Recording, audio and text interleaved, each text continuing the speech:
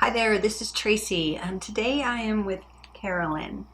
I met Carolyn through the Domestic Violence Coalition of Colorado, and she's got quite a story to tell. And I'm really grateful that you're here to talk with me and help my subscribers understand the other side of domestic violence. Emotional abuse is always a part of domestic violence, but what we want to talk about today is child alienation. So tell me, how long were you married? I was married for just under 10 years to my ex-husband, and we have 3 children together. Okay. And did it start off like bad? Did you walk in and something just wasn't right? No, in fact, I fell in love with him because he had this boyish charm and made me laugh, and we seemed to have a great time together. And we had a lot of fun together. So no, it wasn't an immediate thing. It was very gradual. I recall that, I felt like the moment we got married is when I became his possession.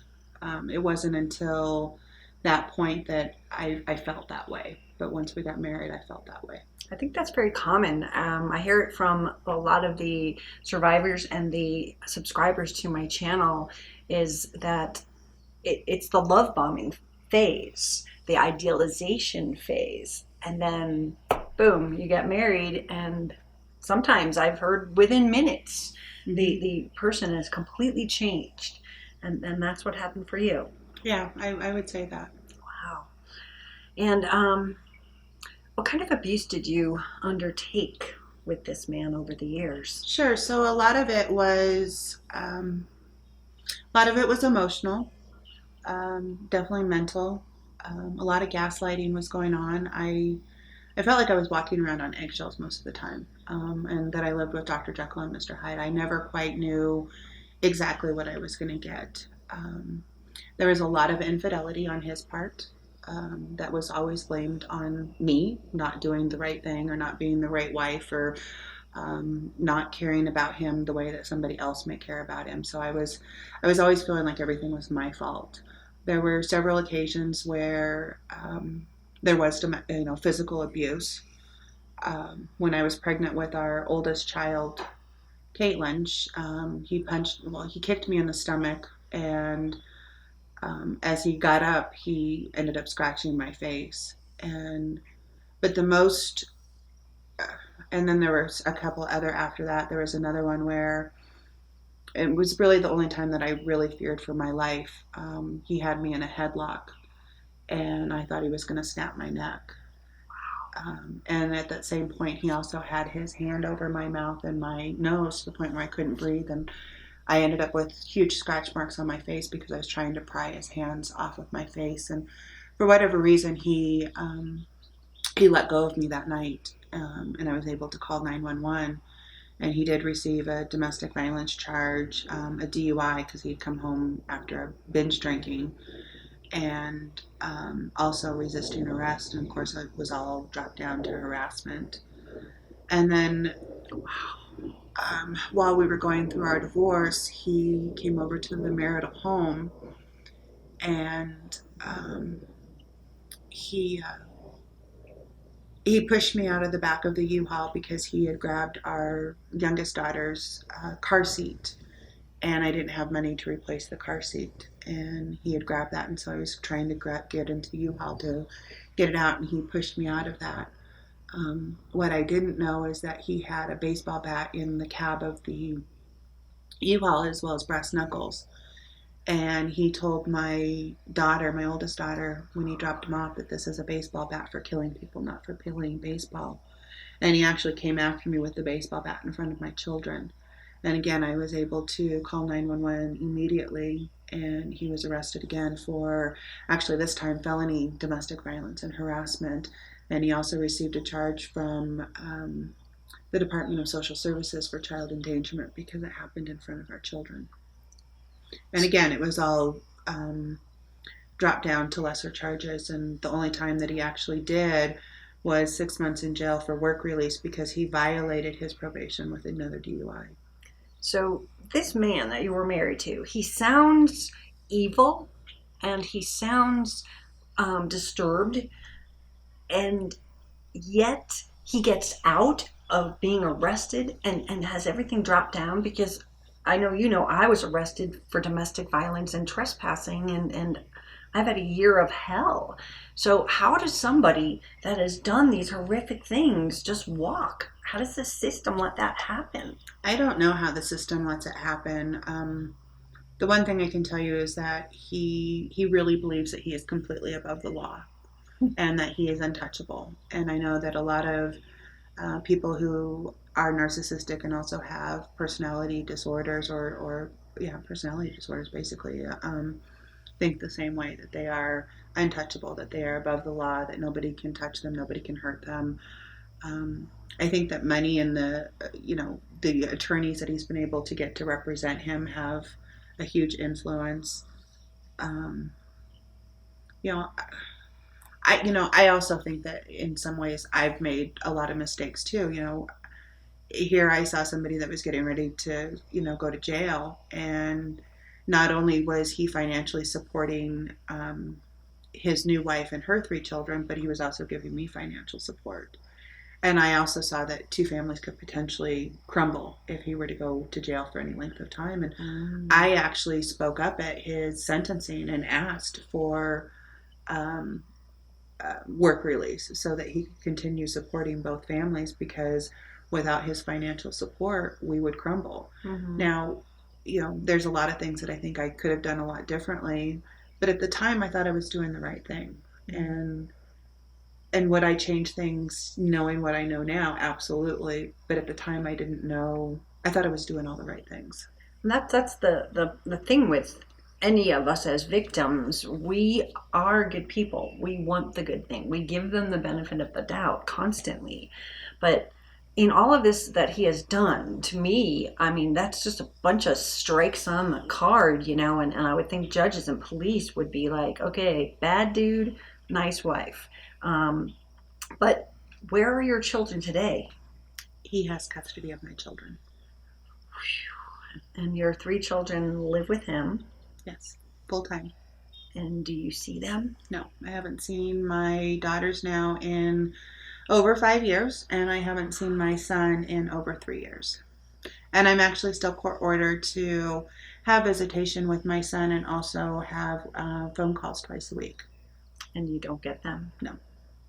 So what kind of things has he done to alienate your children from you? Because if you've got a court order to see them, isn't it just as simple as, okay, he's mine on Tuesday, bye? No, it's not that simple. I've been told that my son doesn't want to have anything to do with me. He is getting ready to turn 10. And so for the last 3 years, I'm told that he doesn't want to have anything to do with me. And, you can't possibly make, a small child get into a car kicking and screaming and go for a visit. And I guess there's part of me that would disagree. As a healthy parent and a healthy relationship with your children, you encourage them to have a relationship with their other parent no matter what. And even if they thought that I was an unfit parent or that I was a danger of some sort, you put things into place so that you can still have a relationship with your children. There are times when I feel like, people that are sitting in prison have more rights to their children than I do.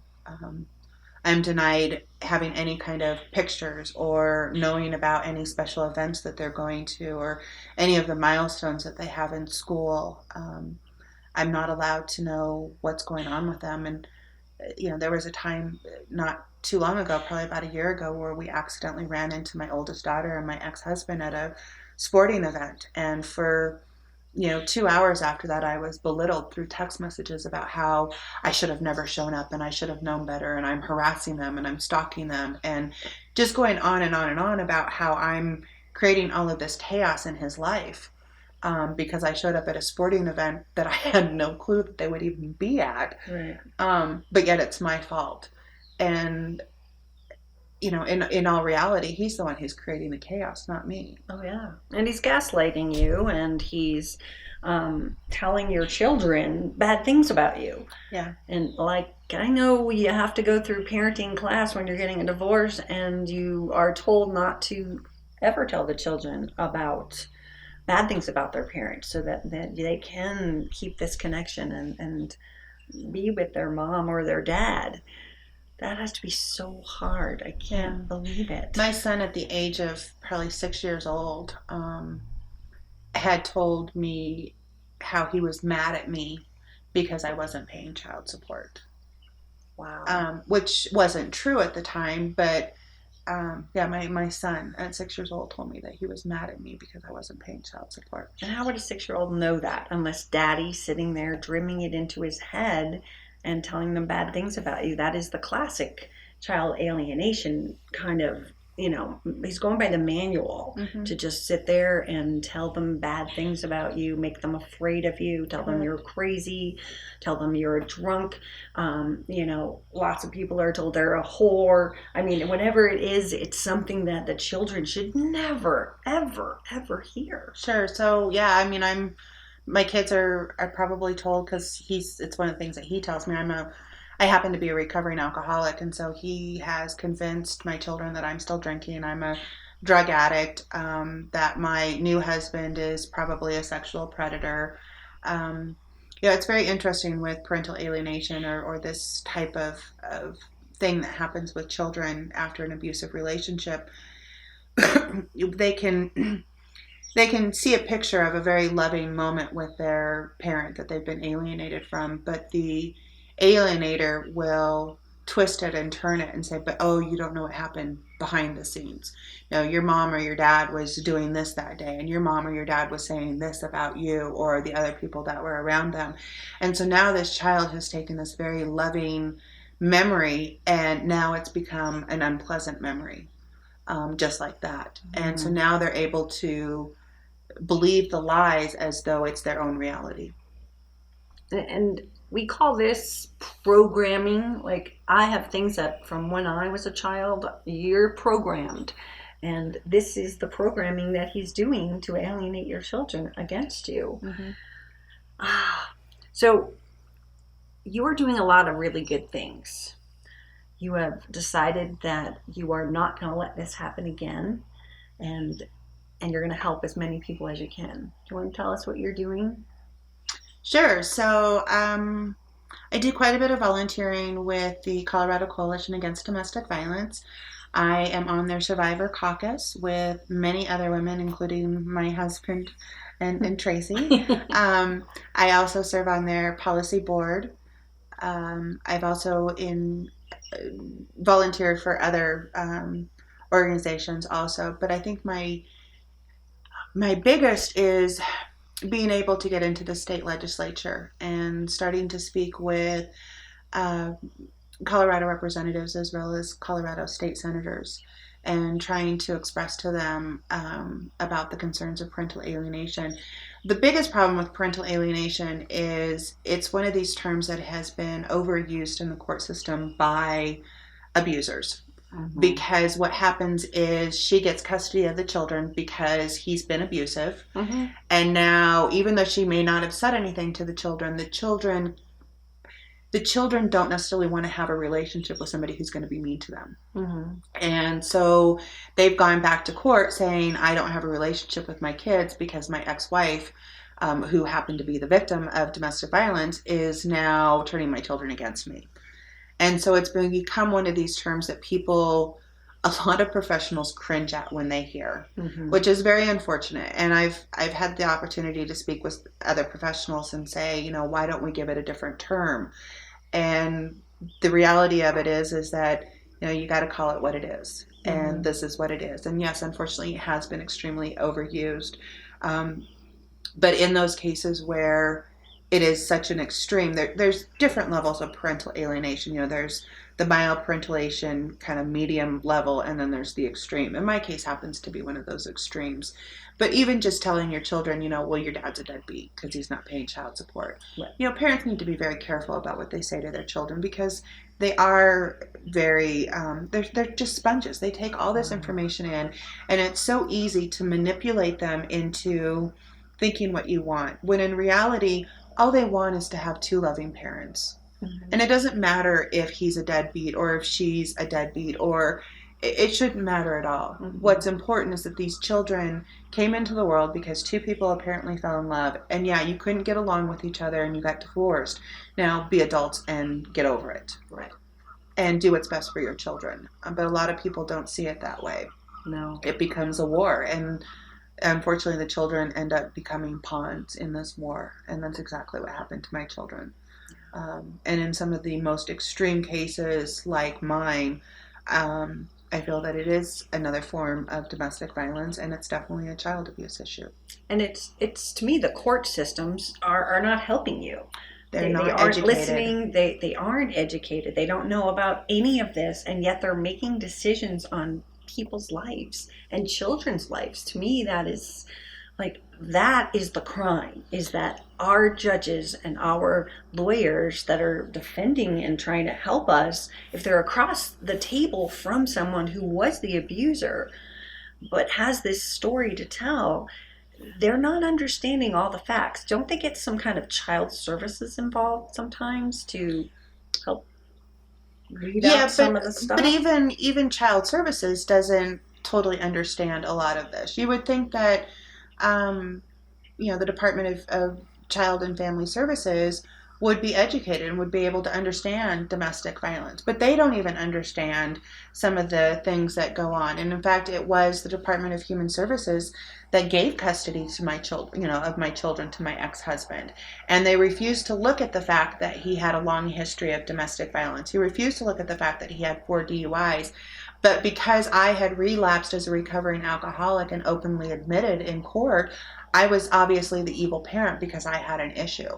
Plus, I was also in another abusive relationship that wasn't a healthy situation or family situation for my kids. Mm-hmm. And he was a much better parent than I was at the time. And so that's basically what they said, is that I was the one who was unhealthy, and they weren't looking at all of the past issues. Mm-hmm. So there's a lot more education and training that needs to be brought to the attention of not only the judges, but attorneys and guardian ad litem and social workers that are making these major life decisions for children and families, Mm-hmm. so that families aren't torn apart like this. There are so many things that can be put in as precautionary measures to ensure a child's safety, that it doesn't necessarily have to come down to yanking a healthy parent out of their life or a loving parent out of their life. We all go through situations in our lives where we struggle with certain things. It doesn't make us a bad parent. It just means that we're human. Right. It really does.